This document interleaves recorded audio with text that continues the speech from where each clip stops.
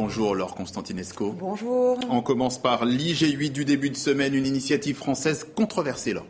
C'est le moins qu'on puisse dire. Le IG8, il a été très critiqué par la société civile française et étrangère parce qu'elle était quasi absente de ce rendez-vous.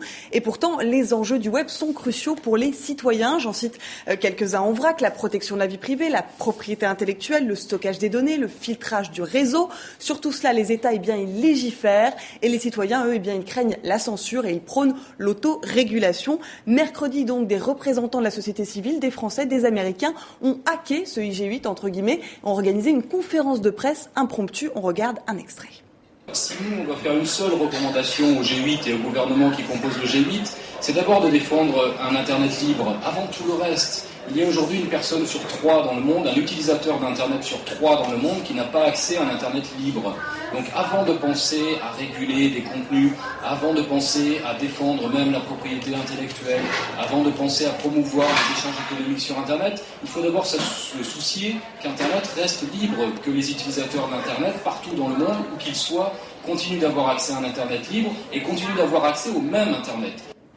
Alors pour aller un petit peu plus loin dans ce débat, le site d'information OVNI, lui, a dressé une carte interactive des internets européens. On peut y voir, y comparer les législations et l'accès au web, donc dans les 27 pays européens, en Norvège, en Islande et en Suisse également.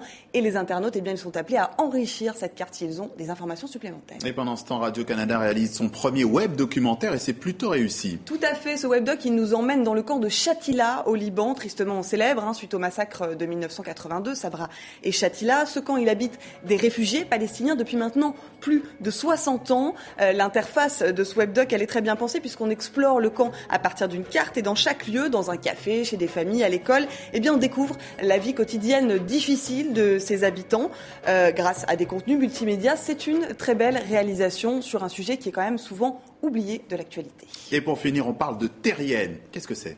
Alors Terrienne, qu'est-ce que c'est ? C'est un portail dédié aux femmes que lance tv5monde.com, un portail dédié à la condition des femmes dans le monde. Vous avez peut-être vu cette bande-annonce sur notre antenne ces derniers jours.